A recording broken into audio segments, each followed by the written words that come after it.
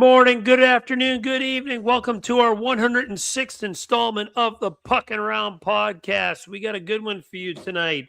We're going to be pretty much doing a little bit of a second round recap. 3 series still going on. One just ended in a sweep, not one that I personally am enjoying, but frig it, we're going to go through all 4. Not only that, we'll be going over some other little, improv topics that we may or may not want to talk about as well. Joining me, as always, is 3 out of my 4 awesome co-hosts. No Cam tonight, but we still got a great show for you tonight. Starting with the man below me. You know me, you love him, Mr. Matt Noriega. Salud. What's going on, people? Oh, I said salud. He said sup mid-introduction. I'm like, what? Did I do something wrong? Got a little thrown off there. United people, man, you know. No. Well, also joining us from the Talking Habs podcast, the man to my left. You know him, you love him. He is our awesome, fantastic producer, Mr. Rick Seligman. Rick, how you doing tonight, bud? Rick, you there? Rick might have stepped out for a second. Rick may or may not have stepped out. Oh, sorry. No, my mic was off. Hey, everybody. I'm doing good. There we go. There he is. No, he's incognito tonight, but he is here with us, so that's the good news. And last, but certainly not least, one of my 2 gracious co-hosts from the Flyer Gonna Flyer a podcast. We got a lot to talk about next Sunday, by the way. So the Flyer Gonna Flyer a podcast. You know, you love him, Mr. Eric Martino. What's up, boys? My apologies ahead of time if you're like fucking podcasts or little coughs here and there. A little under the weather, but it happens to the best of us, man. It's that time of the year. Everyone's gonna see it sick. Don't feel bad, man. We've all been there. You know, just like quick. A lot of people make jokes about like in Montreal. There's days where we see all 4 seasons. Like today was that fucking day. Like there was literally hailed at one point, and like on the windshield looked like snow. Then it went to like 20 degrees Celsius, whatever that is in Fahrenheit. Then it went back down. It was just so you're sick. Plus you have to go through all this bullshit. You're like, oh man, fuck off. If I had to be the same, my man, Boston can be the exact fucking same. 20 Celsius, Nordy. What do you think? That's like 67 here, something like that. 20 is like 72. 72. Okay, so it wasn't too. Got to say around 70. Yeah, but then like it would drop to like 10, which is double 52. 40 something. So it would vary from like 52 to 72 like all day, and it was just like high, low, high, low. Eric's not very good at it. Hail. Eric's not very good at doing it's 68 degrees at 20, by the way. Okay, no, he still wasn't too bad. I said, 65, 67, something like that. But my math, far off. My quick conversion in my head is double plus 32. Yeah, you gotta do double minus 10%, then add the 32. Yeah, I should do mine. That's too much math, and that's coming from someone who loves math. It's just easy always. Let's just give it it's roughly 72. Here at Don't Puck with Media, we do occasionally give weather lessons. So be here for Eric Martino's weather instruction course. Monday through Friday when he feels like it. All right. With that being said, let's move on into this. So the second round is full steam ahead. 1 series is already over, and 3 are in absolute dogfights right now. Why don't we go over the series that's ended first, and then we'll go into the series that are still ongoing and competitive.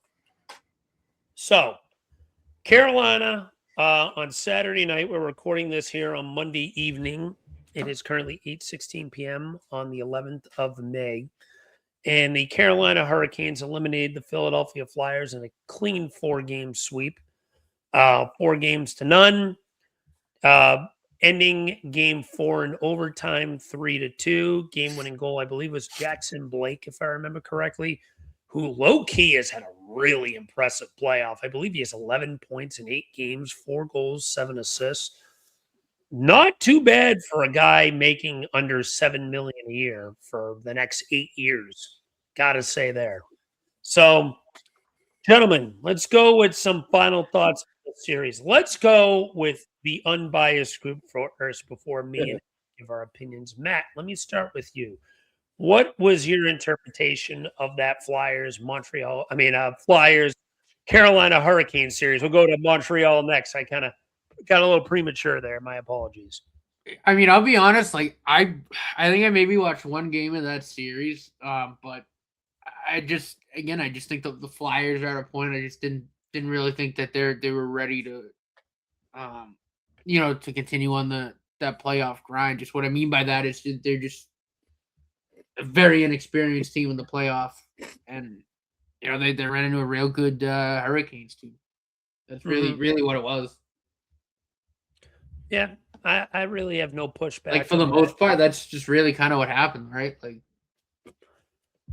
I mean, it is what it is. I mean, you guys will be back there, but yeah, it's just one of those things. I just think it's probably a little too soon for where you are in the rebuild. So I mean, I wasn't surprised. I thought Carolina was winning the series anyway. I figured maybe you'd nick a game in Philly, but maybe make it like a gentleman's sweep. But yeah, I just think it just ran into a really, really good Hurricanes team, and you're just not at that point yet. I won't really give much pushback to that. When me and Eric recorded the Flyer podcast, both of us were of the same agreement. We both had Carolina in 6. I thought Philly would put up a little bit more of a fight, just seeing how much Pittsburgh struggled with the Flyers 1-1-3 trap, just entering the offensive zone. Pittsburgh did kind of adjust to it as the series went on, but Carolina has so much more talent than the modern day Penguins do. That Penguins team is just old and decrepit. And I mean, they also played Stuart Skinner for the first 3 games, so not to go a little too off track, but when I saw that series, game 1 was complete annihilation by Carolina. That was not much of a competitive game. You saw the rest factor come into play. Some people, including myself, thought, hey, maybe the Flyers could catch Carolina a little rusty in that first game.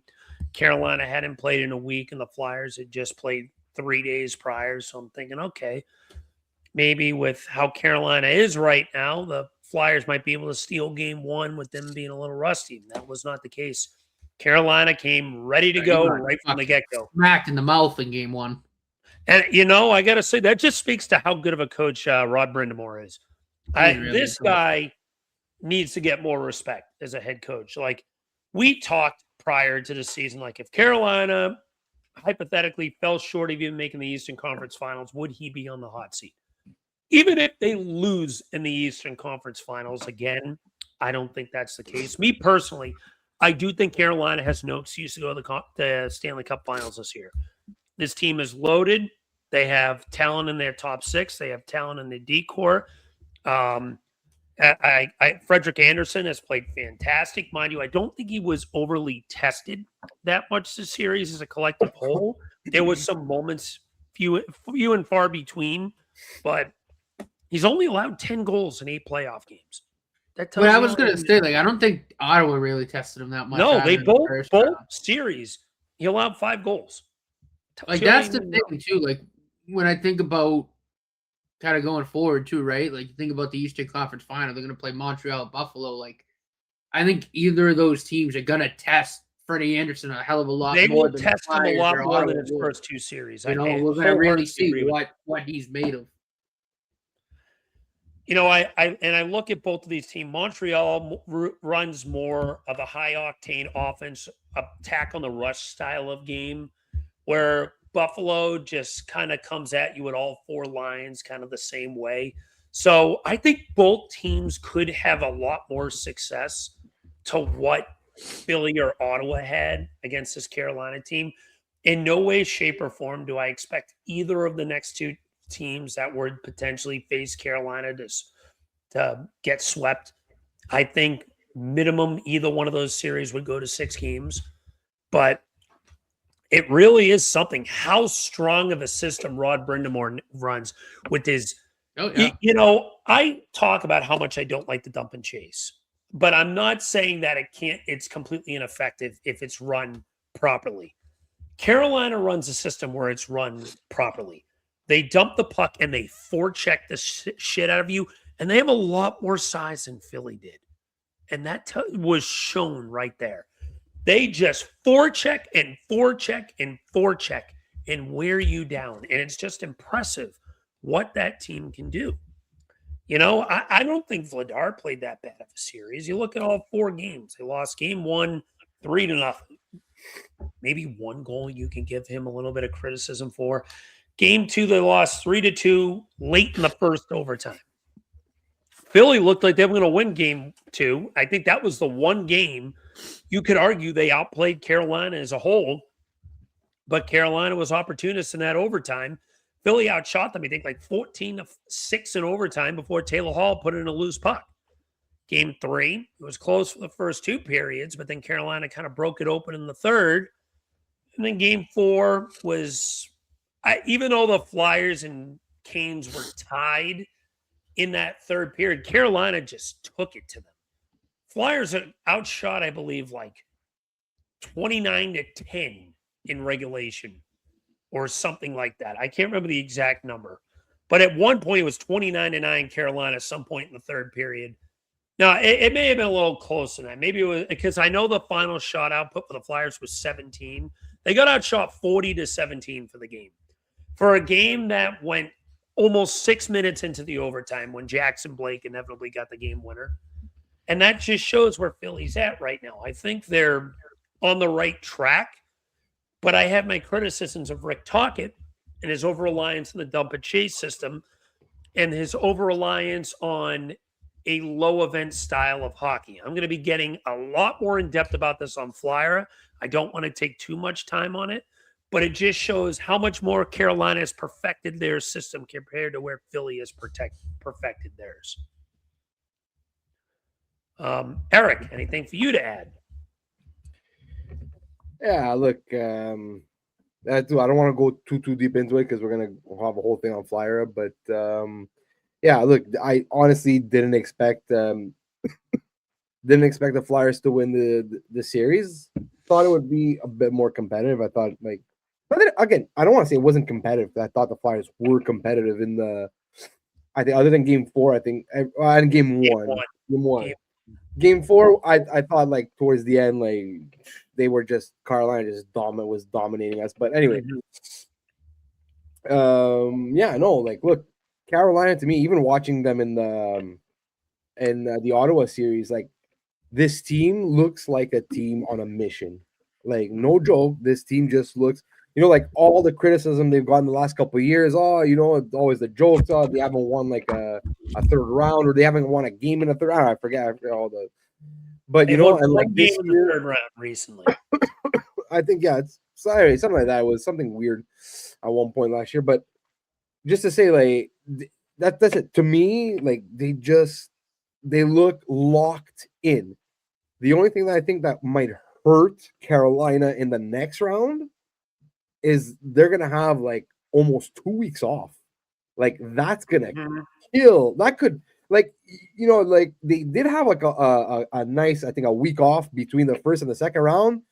Fine, but almost 2 full weeks off. Depending how fast the Montreal series goes, that might really slow down momentum. But then again, a team as experienced as Carolina, a veteran team like Carolina. No, they'll probably be able to withstand that. But just out of for shits and giggles, I'm gonna give you a couple numbers and and you guys tell me, actually, Alex and Matt, you tell me if you would love your goalie to have these kind of numbers. Okay, a 932 save percentage and a 2.03 goals against average. Right? I'd say that's pretty good. That's pretty. My goalie has pretty close to that right now. I'd say that's pretty damn good. But hold on, you know whose numbers those are? They're not Frederick Anderson. Those are Lennis Olmark's numbers. That's Olmark? That's that was round 1 Olmark from the first round. Okay. Now, if you're guys, if I told you my goalie, Or like goalie X had a 922 save percentage and a 2.18 goals against average. Do you think that goalie might win a round or two? You would think, yeah, right? Yeah. Yeah. Nope, he lost in the second round. Those are Vladar's numbers. Those are Vladar's numbers. Frederick Anderson right now in the playoffs is rocking a 950 and a 1.12 goals against average. He hasn't allowed past 2 goals in a game. Every game he's played, he's allowed no more than 2 goals. Lion had a 114 goals against and a 955 save percentage, and we've knocked him out. Much smaller sample size, though. I don't care. Much smaller sample size. 7 games out? No, 5. That was a 5-game sample size. Yeah, that was Boston after also the didn't first shoot the round. puck. Yeah, that's Even also the true. Canadians Boston, it doesn't love have to the shoot the puck. offense Yeah. that yeah. Well, actually, I shouldn't say that because they were a top 10 goal scoring team for the year. But Boston just couldn't generate much. So at least in that series. We swept Carolina in the regular season. That has something. Yeah, but we swept you in the regular season. Does that really We mean didn't- anything? We didn't have to play you in the playoffs, so it means nothing. It's true. Oh, sorry. But anyway, just to say, like, by even like just for shits and giggles, like Dobesh is right now is rocking a 918 and a 2.13, which is also awesome, you know. But anyway, just to say, like, and I've always said about Frederick Anderson, like, the guy went, but the thing was with him, you have to like put in quotations, like, when healthy, that guy is a really fucking good goalie. His issues his whole career was the guy's just never been able to stay healthy. Yeah. And I think also what's helping this year is that, like, but again, this year, like, he barely played. Brandon Bluesky was pretty much the starter most of the year. So you go into the playoffs completely healthy, completely fresh, and man, behind that defense, behind the system that the Carolina Hurricanes like to play, you know. So yeah, I'm curious to see what's gonna happen in round 3 for them. And just last note, Alex, do you know what the Flyers power play finished on the year for the playoffs? Let's see. They got, I think, what, 2 or 3 against Pittsburgh, right? Because I know They we only had got 1 against Carolina. They had 2 power play goals against Pittsburgh and 1 against Carolina. But you know I'm what? going to say the exact number was 3 for 29. Oh no! I didn't check out the number. Sorry, I should have checked out the number. But like percentage wise, give me an. It's probably like 10. 8.3. Oh yeah, there you go. A bag of shit. In other words. No, because right there, like, that's why. Like, look, I'm not crazy. I knew the Flyers weren't gonna beat Carolina. I figured they might make it a series, but like you said, like that game 2, like I think we went 0 for. No, that was a 1 for 7. That was the one where we actually scored 1 power play goal. We went 1 for 7, and then other games like 0 for 4, 0 for 5. You score you if your power play would have been at least like maybe 15%, we maybe still be playing. We maybe have another game or 2 to play. But yeah, c'est la vie, right? What are you gonna do? That would make too much sense, like I said. That power play mess.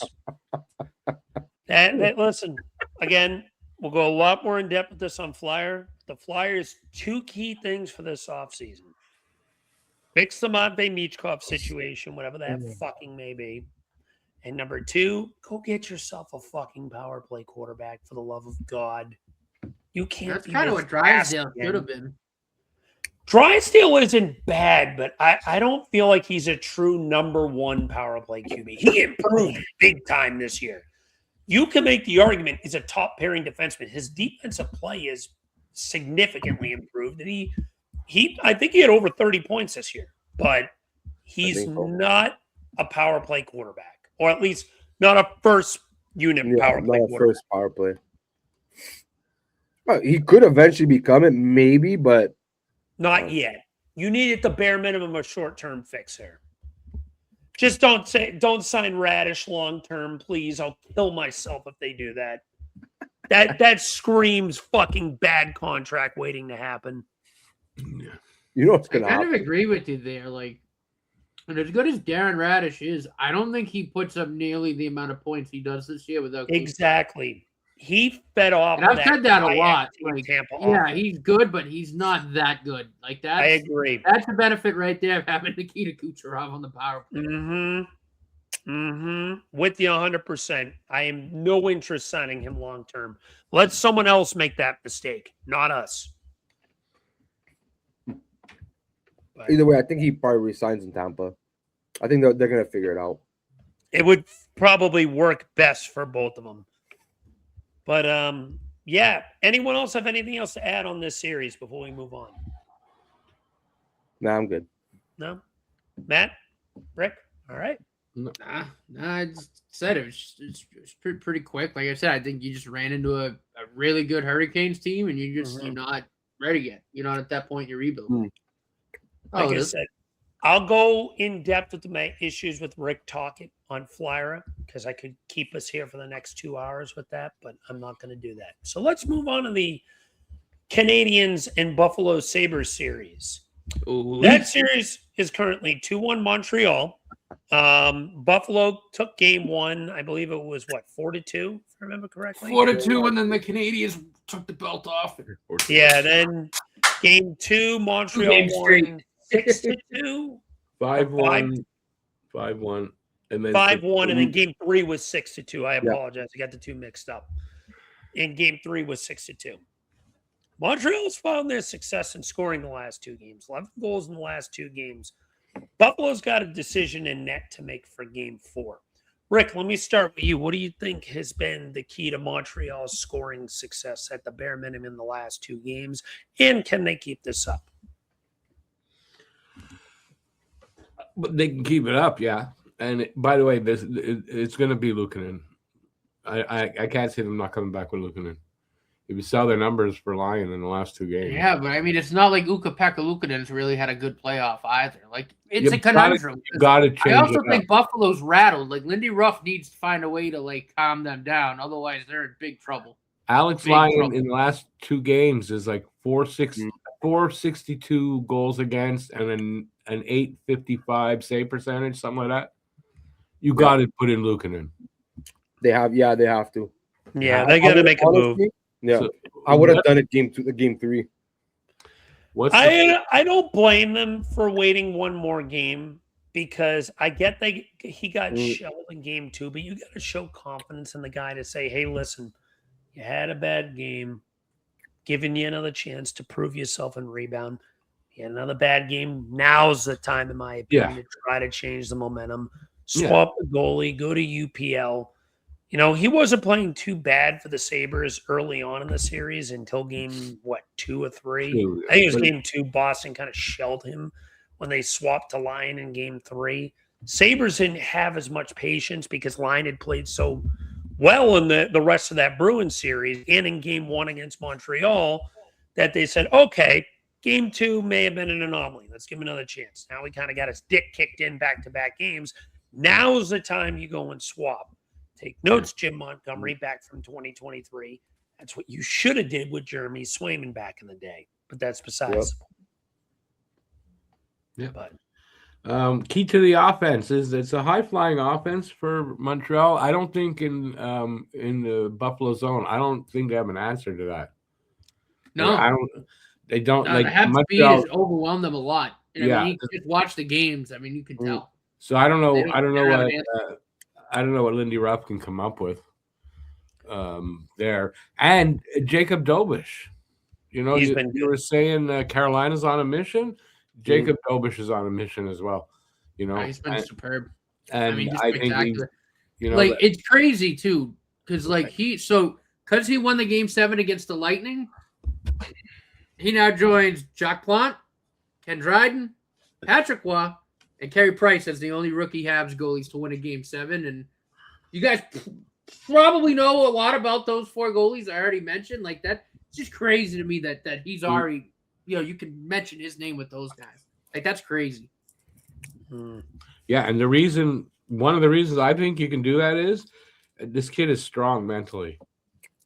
Well, it's that sports, like we talked about. He's been working with that sports psychologist a lot. They're trying to intimidate him. He doesn't take shit at all. And I think that's one of the reasons he's got a really good mental makeup that we weren't sure about because he cried after a loss during the season, and everyone thought, no.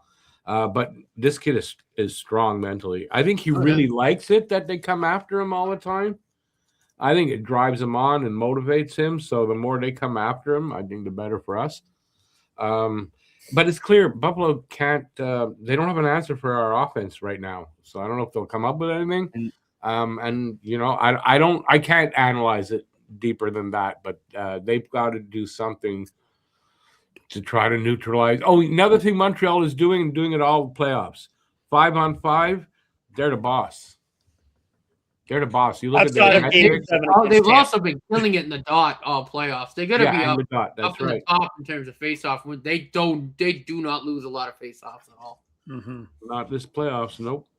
Outside those of are Game games. 7 against Tampa, I can agree with that. I feel like Montreal. Okay, has Game played- 7, but we won the game. That's what You matters. won the game, but you had 9 shots for the game. Let's be fair. Okay, but okay, You but got what, outplayed in Game 7. Okay. You won because Dobish saved your bacon. what does that show about their character? They held off the team, and well, I guess Dobish was a big part of that. But He was. no, at 5-on-5, look at the 5-on-5 numbers for the team. They're controlling the play at 5-on-5. And that's why I said, outside of that one game, I can agree. I think Montreal has played a pretty sturdy, significantly strong 5-on-5 game. I do wonder if they do get past this series, how they would handle such a ruthless forecheck like Carolina has.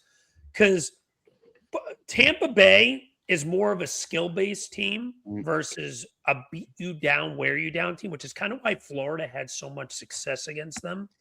And Buffalo's green, as Cam has mentioned about us. I think Buffalo's kind of green too. It's a very young team, first time in the playoffs. Well, so. you can tell the last 2 games, like they got overwhelmed, and that was that. Like Yeah. you could, Mhm. they They're didn't know what to do. inexperienced. The Habs went up 2-3 goals. That was it. They didn't know what to do. Their inexperience is showing. Yeah. That's what If you I see. had to inevitably pick who I think wins this series, I told you guys before the playoffs began.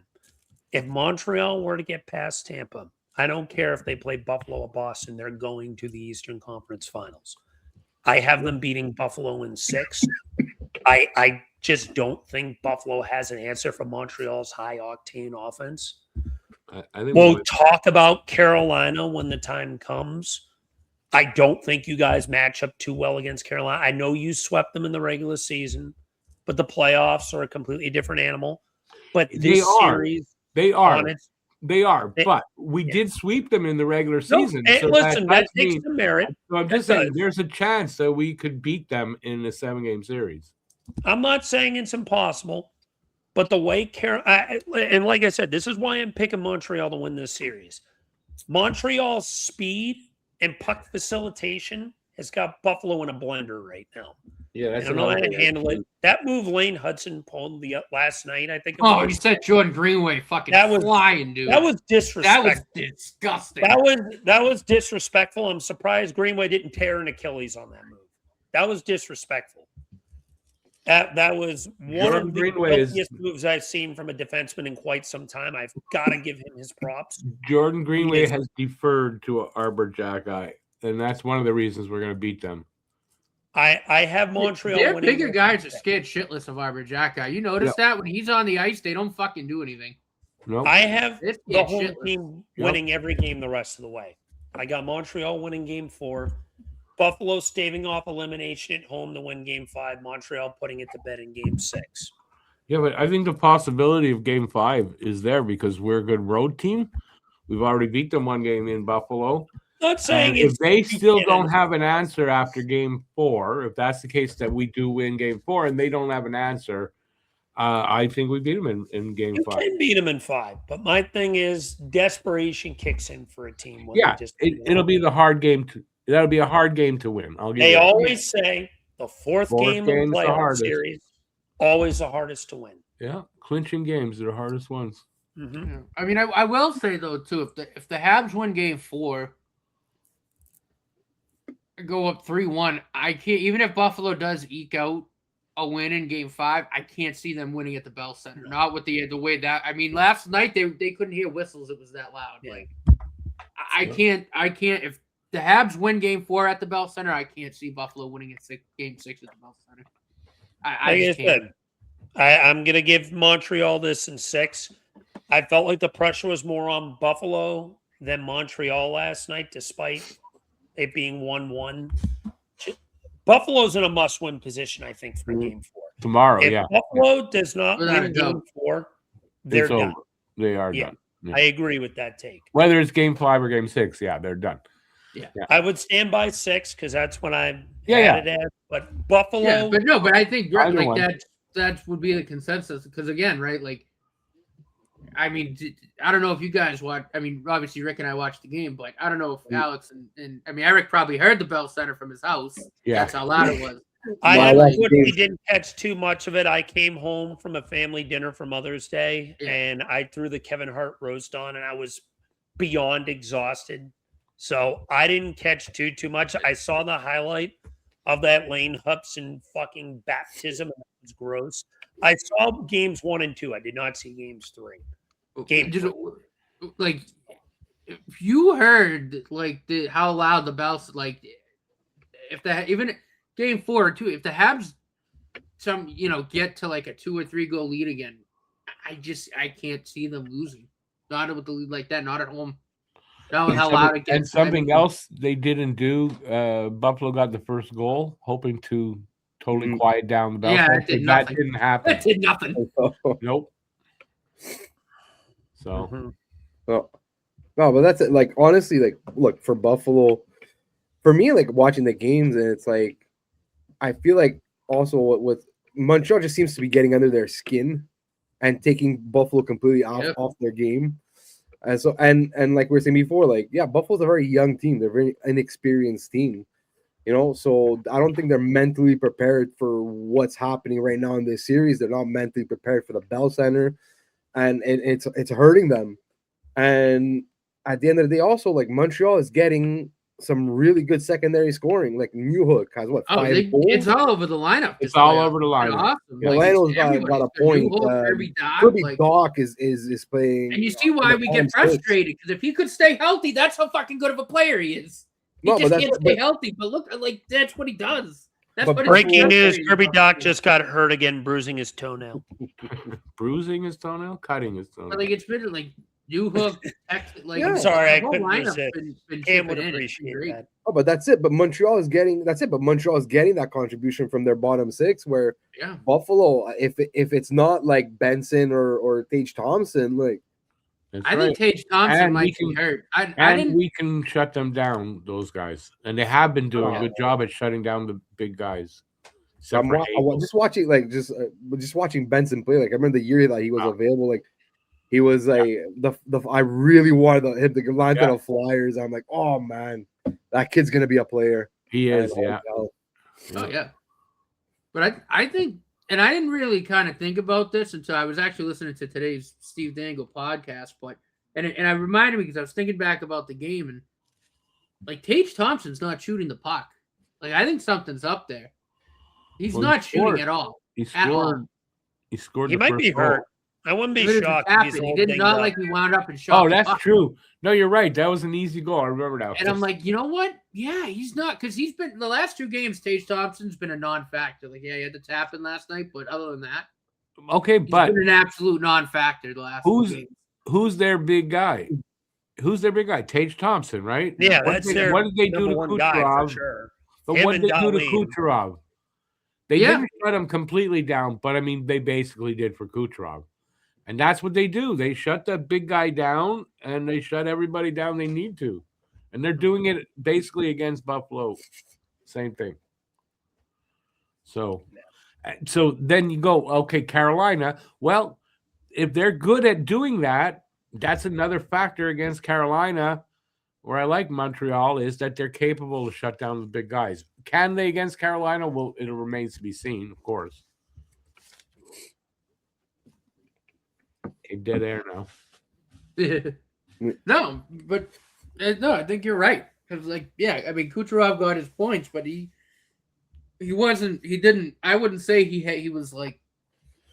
They slowed him down. I mean, was the guy that really killed us. Yeah, in that Hagel, series. and that's Benson to this Kucherov, series. especially Game 7. Kucherov was a non-factor. I don't think he really Yeah. did much. And Hagel, Benson is the Hagel, right? And Kucherov, we slowed him down and frustrated the hell out of him, which was what was effective. And that's Thompson. We're shutting him down. Yeah. I mean, I do. I think it. I mean, again, I don't. Maybe there's not. Maybe he's not hurt. But I thought that was an interesting point where they said, like, he's not shooting the puck, and I'm like, you're right. He's not really shooting it. Like even on the power play, he's kind of deferring to Darlene or Josh Dolan. Like, he's not. Basically, who's not hurt at this point? Right. No, 100%. But I mean, for him not to be able to shoot the puck. You just mentioned Darlene. What a dirty piece of shit that guy is, man. Yeah, how about fucking he's fucking dirty, man.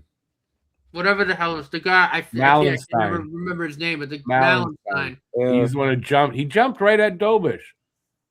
Yeah, he got a $3,500 fine for that. Jack guy got about 3,000 and change. 3,400 about. Yeah.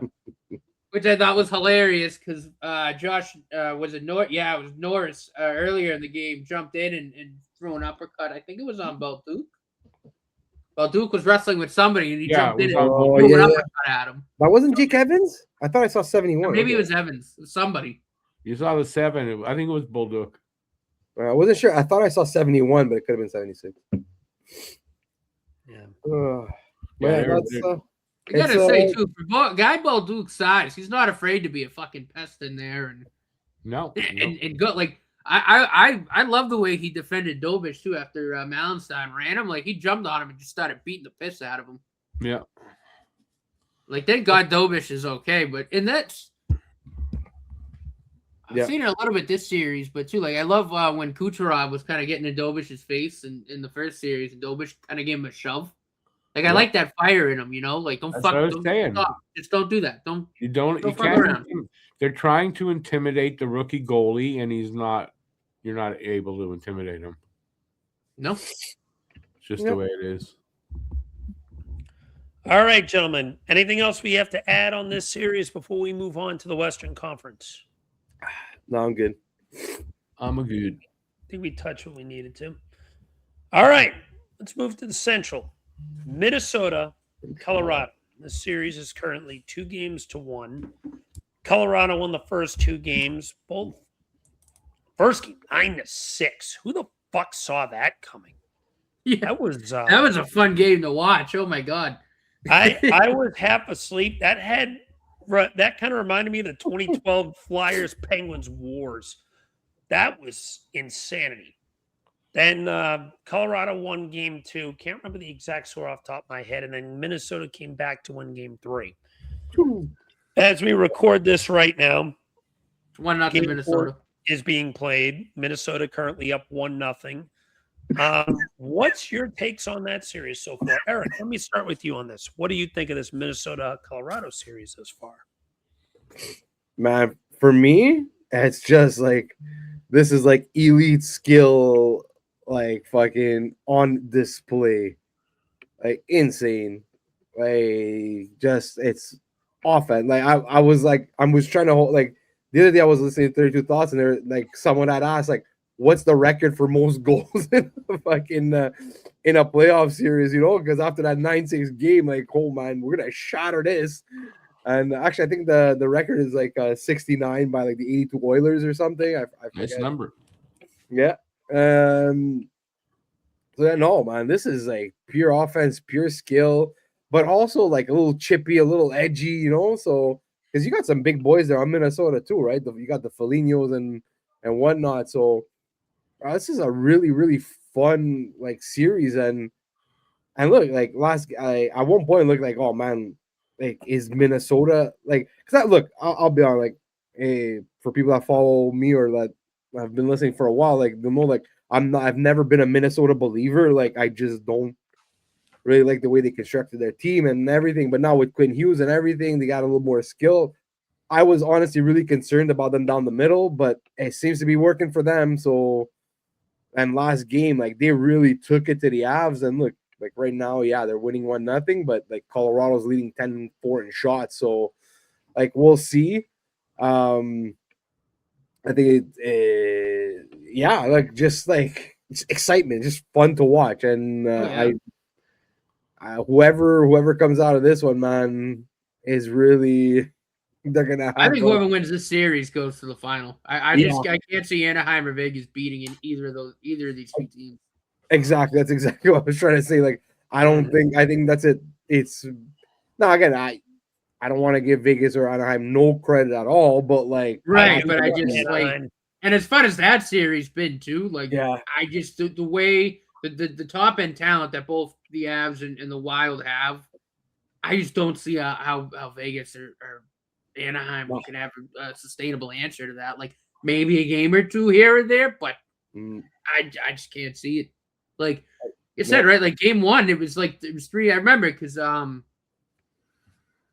was right after the Habs game 7. Then Rick and I were both watching the game and just chilling.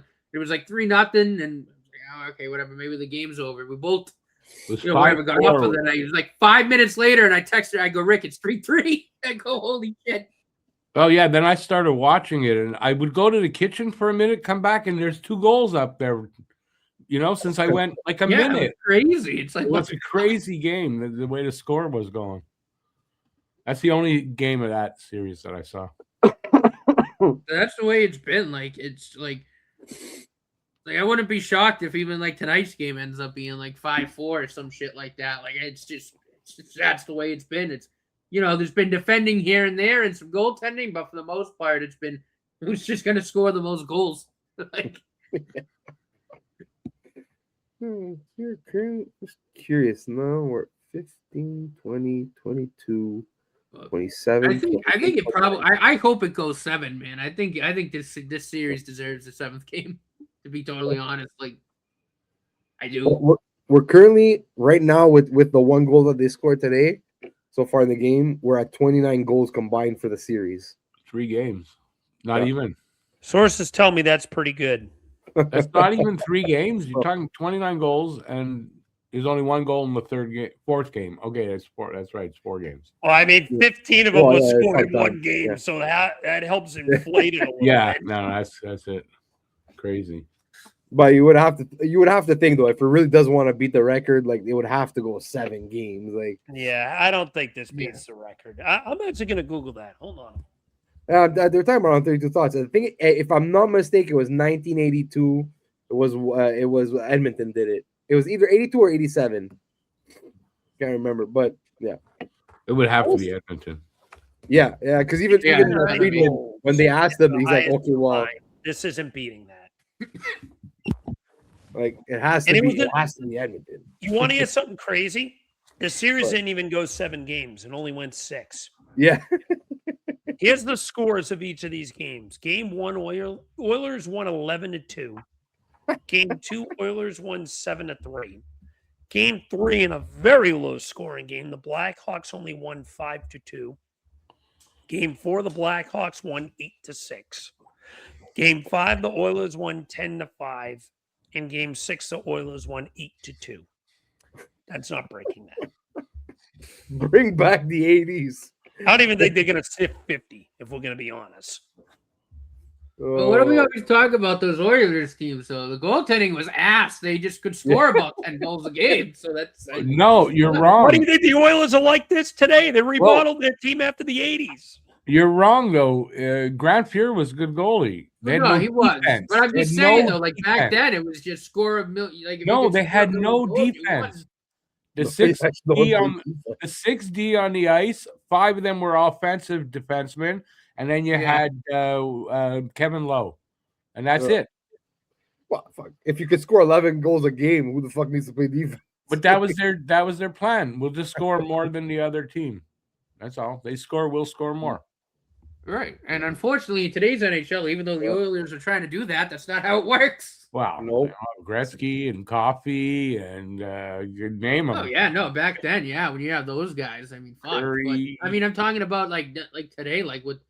Because like Alex said, like the Oilers right now are kind of constructed like that. Like the defense isn't good. Oh yeah. But I mean, you know how But the teams, problem is their goaltending also sucks. They don't have Cranfier in net. So but teams sometimes they have an identity that they just carry for years and years and years, and that's the Oilers' identity is they have no goaltend. Well, goaltending can be okay, no defense, and it's all offense. That's it. Yeah. Oh man. All right. Can't run and gun today. That just doesn't work. nope. Well, look, Washington did it for the longest time, just trying to run and gun and try to beat everybody 7-6, but come playoffs, it just doesn't work anymore. Yeah, they still didn't have the offense that the Oilers had. No, well, no, not that obviously not what the Oilers had, but like they were still a very high-powered offense. Like Yeah. so Well, had the Montreal's Paxson, gonna the be some- Oshis, the Ovechkins, and Let's move to the final series there, Vegas and Anaheim, which I've seen absolutely 0 minutes of that. It's yeah, been this fun. is the one that I have to admit. Like I don't think I've watched a single second of it. Yeah, either. they're all late games. That's one thing, and they're not on CBC, so I can't get them. It's been a fun series. It's been back, just back and forth. That series You know, is going Decent 7. amount of goal scoring, not a ton, but it's just been really fun. Like I think, there are a couple games where Vegas really kind of showed their experience, but then there are games like even like the last game where, Anaheim just didn't get flustered and they kind of showed their youth and their speed. It's been a really good back and forth series. I think Doss still definitely needs to pick it up though a little bit. His numbers aren't good. But I mean, Seneca's been phenomenal. He's been an absolute beast. Leo He's Carlson is a stud, insane. man. He's a And- game changer. As much as you're gonna hate what I'm about to say, Who's like a game Karagoche changer? has also been really good. Who's Seneca. a game changer? Seneca. Seneca for sure. Remember in the, I put Leo Carlson there. too. Remember in Leo the draft year? Amazing. Yeah, Remember in the draft year, so many people were so doubtful about Seneca. I was too. I I will wasn't. admit I was wrong on that. I take. wasn't. I was good if Montreal would have drafted him. That kid's I'm happy special. with Demidov. I put a message in the group chat today. If you had to pick between Porter Martone and Seneca, who would you pick? I think that there's an argument both ways. I really do. That's how high I am on how well Seneca has played. And I'm going to make another bold claim. If you redrafted the 2023 draft today, I can hear an argument Leo Carlson should go number 1 overall over Connor Bedard. That's Yep. how impressed I am with him so far. Leo Carlson's an absolute beast. He's He like plays. that's why I like watching those games, man. It's so fun watching him and Seneca. Did you play the see game that on. spin move he played Oh, where yeah. he fed the puck to Lacombe and he just fucking Lacombe. sold it? Lacombe. Lacombe. You deserve to get your name Well- botched for that. No, You listen. deserve that. In the States, it would be Lacombe, but it's I Lacombe. don't. No, it's Lacombe. Lacombe. But Lacombe deserved to get his name botched for that because he had an empty net to shoot at and he passed the puck. Like, Yeah, that was That pretty was stupid. one of the most- I remember that one. That was like, what are you that doing? spin move Leo Carlson made, I'm like, that's gross. That's illegal in 14 different states in the U.S. Like, that's ridiculous. This man, he plays a complete 200-foot game too. Like I said, if you make an argument to me that he deserves to be number 1 overall pick in our 2023 redraft, I'd listen to it. I would. He's that good.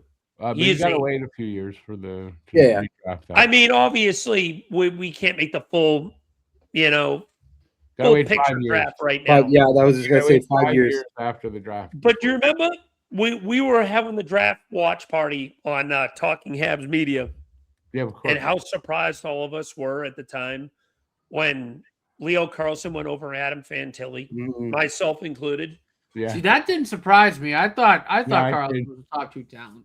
that surprised me. I was sure at Fantilli. I thought Fantilli was going to Anaheim. I had it penciled in, and I thought Me too. not Seneca, sorry. Leo Carlson was a lock-in for Columbus. Yeah, They are making me eat crow by the day. Great Who, pick. I got to Columbus? give Anaheim one thing. Oh, They I are guess good at Columbus. reading talent evaluations. When we all criticize it, they seem like they hit the pick. Am I right that Trevor Timmons is there, or where's Trevor Timmons?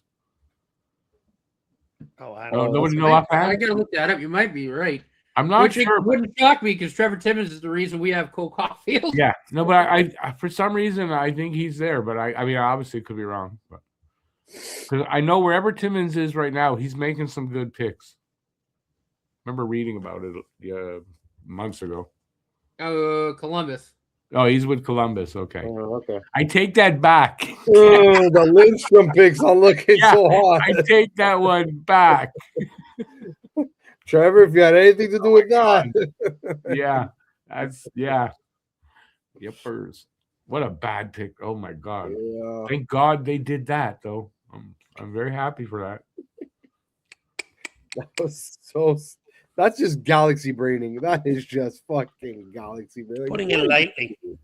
Somebody was doing that. I really can't say somebody many was- bad things about him though, because I mean, like I said, like Mike Bergevin was going to trade the pick that we used for Caulfield, and Timmons, as soon as Caulfield fell past, I think Philly, slapped the phone out of his hand and said, "Don't you fucking dare!" Yeah, but I'm Taking sorry. this kid. Somebody who picked Lindstrom over Demidov, they were doing math. or something. That was just, Well, Columbus no, should that be was bad. arrested for that. Yeah. That is going to look like one of the most all-time botched yeah. picks I've Oh, ever yeah. seen. Well, I think Oh, yeah. we I know Rick and I talked a lot about it too, because when I kind of started looking into that back injury he had, and I'm like, I don't know, man. Those back with his size, man, that Yep. back injury, if he can't, like that could be something that just nags and nags and nags. And we were on that. Like, We were on that's that. terrible. flag. I don't like that. We were on that It's quick, and a terrible, lot of man. we were on that about his back really quick, and a lot of Yeah. people thought I was stupid to think, the back's No. not a problem. Oh yeah, it's gonna be a problem, and we were right.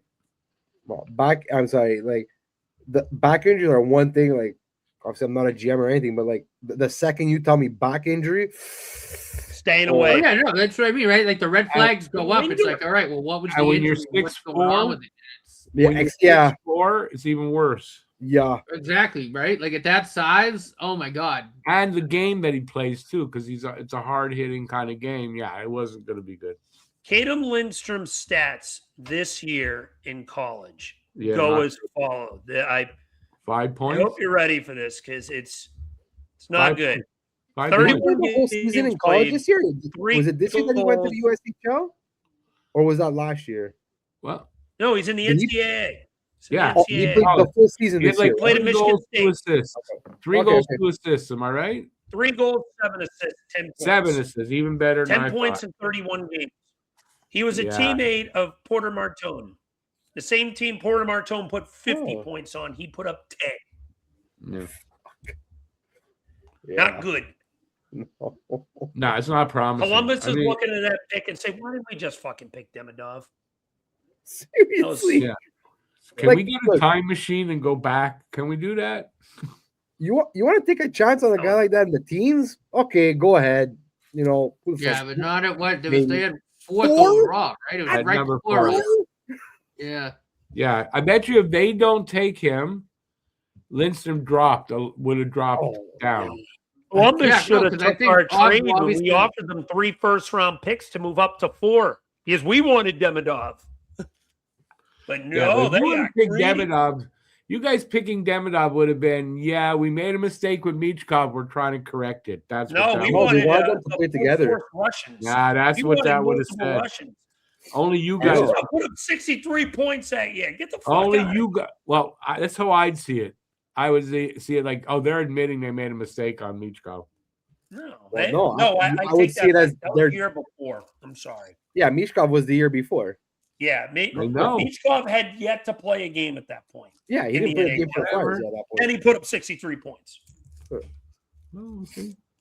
No, because they even still said like there was I know there was articles written like they wanted to get Demidov to play with Mishkov. They wanted them together. And I was like, oh, I'm like that's why I was like, we offer all that to fucking to fucking Columbus. They say no, just fucking to get Lindstrom. Like, come on, man, come on, like that's just stupid. Yeah. That's stupid. Because look, it's kind of almost like the same thing like McQueen this year, right? Like where he ended up falling. Where did he end up going? I think he went like 10th. ninth, or I think Anaheim. Yeah, ended I up think it's taking more him. like And- the Predators taking what was his name? The Predators? This Can't year. remember. Yeah, this last draft. Oh, what's his face? Yeah, but Brady he's Martin? not in. Yeah, but he doesn't have injury concerns though. he doesn't. He's but- just got a low but- ceiling. Oh, it's the reach. No, but it's who they passed on to get Oh yeah, that yeah. guy. But for That's me, going to be it's a more. pick. That's for going to me, be it's a more pick ga- that Nashville fans look Yeah. at and say, "Why didn't we just pick Martone?" Yep. No, but for me, like that's why I said I'm Adam's going gonna have because nightmares. it's like McQueen kind of had the same issues like Lindstrom. Like he had injury concerns. I think him too was a back, if I'm not mistaken. McQueen was also Probably. a Yeah, I back. think it was. But at least he went further down. And at the same time, a team like Anaheim that's loaded with prospects, you're like, okay, I could take a chance on a guy like that. I don't think they would have done it at 4, but No. like McQueen at 9, 10, especially like when the because that I think at that point like the draft like just fucking Yeah, it the did. percentage drops on Yeah. success. So you're Yeah. like, okay, that makes sense. Okay, Anaheim took him at 9 or 10, whatever the fuck it was. You're like, okay, kind of makes sense. But Columbus, that at the time is rebuilding, and you take a fucking swing like that at number 4 on a that's Yeah, that one will go down in history. That's for sure. Mhm. Yeah. Honestly, what I did like a little bit of a deep dive into like their drafting because I remember I won't like before when Kekalainen was still there. This is a few years ago, and because everyone was saying, "Oh, this guy's such a great GM. He's such a great GM." Like, one day I'm like, hold on a second. I was going through it. It's like they don't have a very good drafting record, Columbus. They Nope. really don't. No, And even after he left, it didn't get any better. Nope. So, like, whatever. got a higher It turned in from the second round playoff talk to the roast Columbus show. But the thing is, though, like, surprisingly, they still have some pretty good talent there. So They do. I mean, listen, they hit a home run pick on Werenski. I'll give them that. We picked Provorov over Werenski. Tells you all you need to know. Yeah, my buddy Angelo, big Flyers fan, keeps on fucking. He's like, you always take the North American before you. I'm like, okay, I will give Provorov one thing. He's durable. He's always durable. He's never hurt. So I'll give him that. yeah. And now they're both on the same team, so. And now Provorov's making over $8 million a year to be a second line stiff. Mm. Really good friggin' math disaster class there.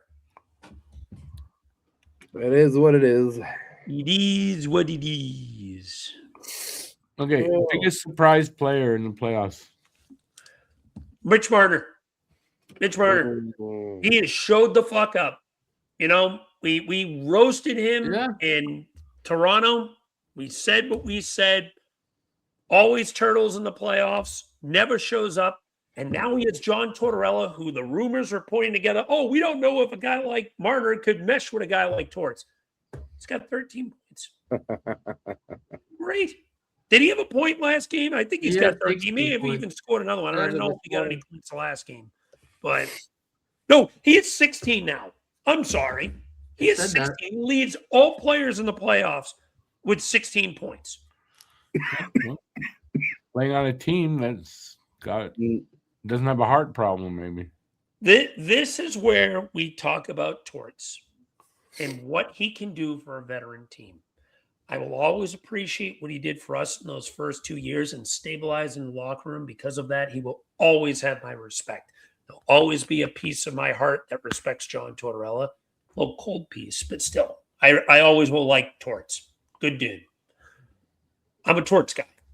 But Get a room. Mitch Marner, man, he has found something with this Vegas team, and he's found something with Torts. 10 games, 6 goals, 10 assists, 16 points, +9.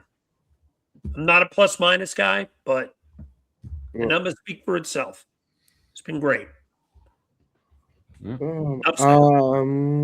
No, you know what? I'm gonna go with it was kind of surprising me. Turn back the clock a little bit there, but Taylor Hall, man. I had a feeling you'd go with him. Yeah, no, that's a good He- show. Taylor Hall has 12 points in 8 games, plus Mhm. 10. You know, but again, he's playing on the line with Stan Colvin and Jackson Blake, who are also having stellar playoffs also. But like at 34 years old, what Taylor Hall is doing, like at this point, like last year, I think he was on like their fourth line or something. And this year, like he's like a catalyst for their offense, like with on that Stankoven line. So yeah, I'm going with Taylor Hall to like right now is like this year's surprise for me. Yeah. I don't hate that take. I'll give one more on Carolina. I just said it. Jackson Blake. Yeah. 11 points in 8 games. That contract, I put something on Twitter today. I did a quote tweak looking at Carolina's contracts. Tulski's done a magnificent job there. Some of these contracts is just insane. Jacob Slavin, 6 years, 7 years, 6.39 mil for the best defensive defenseman in hockey. Enough said. That's absurd. Sebastian Aho, this one's about for par. Yeah, 6 by 9.75 mil. Lee Stankoven, who started off with a goal in 5 or 6 straight playoff games, 8 years, $6 million. Well earned. Taylor Hall, you just mentioned, turn the clock back. 2 years, $3.17 million. Jackson Blake, 8 years, $5.1 million. He's over a point per game. Bluesky. In Quebec, we pronounce that Blackie. Like, now they just extended. Who the hell did they extend today? Jankowski, 2 years, $1.85 million. That's it. The accent on the top in Quebec. Or else it's Blacker. Blacker. No, it depends. No, if there's the accent on the E, it's A. If there's no accent, it's No, right? I don't know. Give some props even in that. Braden Bussey this season. He got over 30 wins this year. He's not even making $2 million a year for the next 3 years. Like, I think we got to give some props to Tulski, because this guy knows how to sign guys. You know, he kind of reminds me of your guy, Kent Hughes, and getting some real value. I was just gonna say, you wanna talk about a GM signing bargain contracts. Like, he reminds me of your guy out there and getting some real value in contracts. Tulski, I'm looking at these fucking deals, man. Outside of the Kotaniemi deal, that's the only shit rag in the room. Yeah, but he didn't sign it. Yeah, exactly. That was Waddell, wasn't it? I'm just saying in general. That's the only That was Waddell. I want to say Waddell. It was Waddell who signed that. But wasn't there was there someone before Waddell? Could be the guy before. You're right. Waddell took over from someone right around that time, but I think it was Waddell. It could have been, but I feel like it was. Anyways, it wasn't Waddell's fault, in my opinion. That was the owner that told him to sign that contract. Yeah. I think. No, yeah. A revenge thing. Yeah. Seth Jarvis, pretty much on the same pace as Travis Konechny in points per game. He's making over $1 million less than him, and he's younger. It's just incredible, man. This dude's done an incredible job. All the props in the world, man, to Tulski. And your guy signed Devo to how much?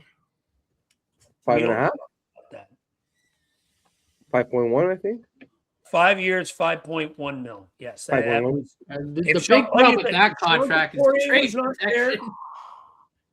Go ahead, Norty. No, I was gonna say that the big problem with Devo's deals is trade protection.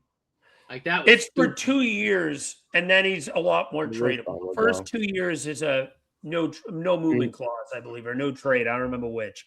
But after that, it becomes a lot more doable to move the deal. My issue is you already have a Devo and Sean Couturier. Why do you need 2 of them? I would argue more Noah Cates than Sean. I think now Noah Cates is a real trade candidate this offseason with you extending Devo. How are you going to find the room for guys like Nesbitt? Why are you trying to trade your good players? What'd you say? If they bring in another center, there's going to be a logjam now. Exactly. You have Couturier. You have Devo. Zegras is now playing down the middle. But how much longer does Couturier realistically have? He's like $1 million. Yeah, but he's your fourth. He played well this playoffs, man. He was arguably their best forward. He's $1 billion years old. Like, Cates is a lot younger and better defensively. But the thing with Coots is a no movement clause.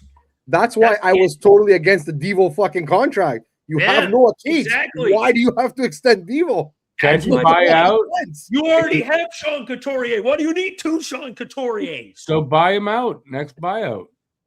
That's my issue. You can't buy Sean Couturier out. His contract's buyout proof. You save less than $1 million. Wow. Yeah, no. Sean Couture's contract is buyout proof. Yeah, it's buyout proof. The only thing they could do with Cates is move him back to the wing on like a fourth. But line. even then you're right back to the winger jam. Yeah, but no, you put him on the fourth line. I would do like a Cates. You could do that, but I think he's better than Coots and liner. some like whatever player X or Grabenkin, let's say, and that's your fourth line. You find That's someone the option. Someone to take Coots and you throw a draft pick. I told you if they were to do a Coots trade, which I know what. Listen, I'm going to go on a spiel of how much I deserve to apologize to Sean Couturier and Flyer because he's earned that. He has been okay. Hold on. Well, Is business or it's what? not that I want to apologize to Couturier. It's more of I've said this from the beginning. Is that he just doesn't deserve to be in the top 6? Yes, I agree with his that. career. He should be a bottom 6er. I agree with that. His role on the team has to change. He shouldn't be an offensive catalyst for this team. And then guess what happens when you move him to the bottom 6? He finds his groove.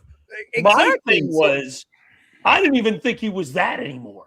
I was watching him play. He was such an offensive black hole that I didn't even know he could produce at a bottom 6 role anymore. Not only did he produce, he flourished in the role. That's where my point of I deserve to apologize to him right now is because I wanted him gone. If you go back to like the halfway point of the season of Flyer, I wanted him gone for anything, even eating half the contract. So that's where I personally come out and say, listen, Coots, you've earned the benefit of the doubt and apology for me. You've earned it. This is a year-by-year thing with him. He's earned next year. No question about that, in my opinion. They're not going to move him.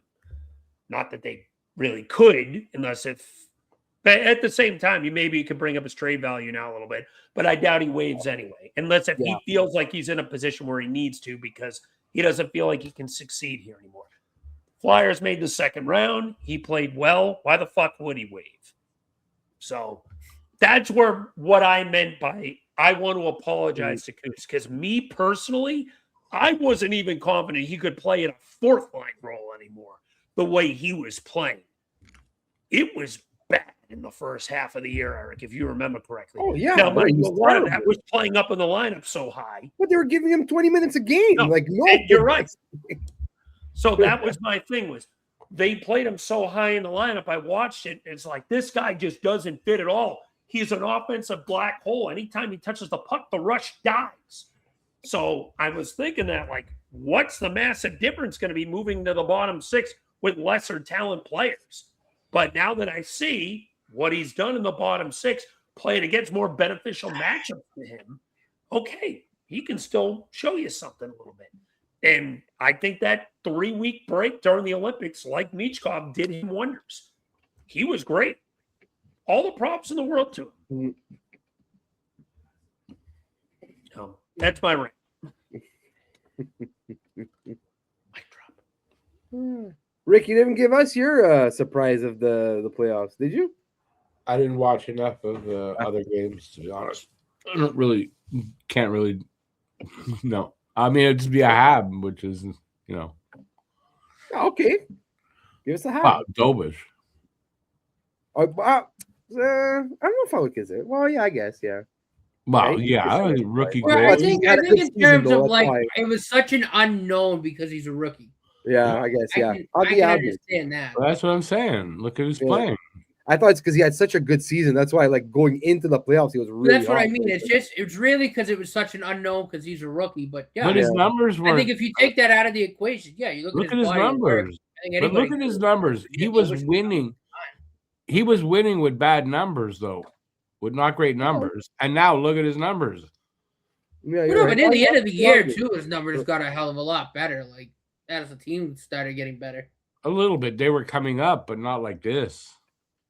I'm right. At one point, like, yeah, actually, I guess, actually went to anyway, his mental strength is also, I mean, that's a surprise. So, yeah, Jacob Dobish. Yeah, no, I like that. I think I'm fine with that. I have Yeah. no issue with that answer. there's really, I mean, there's nobody really else on Montreal. I'd say is a surprise. Um, Yeah, I Who don't. hasn't given a surprise yet?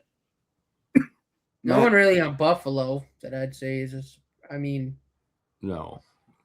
Yeah. Minnesota and Dallas is it's just a talent clusterfuck. Mm. I mean, everybody's going off.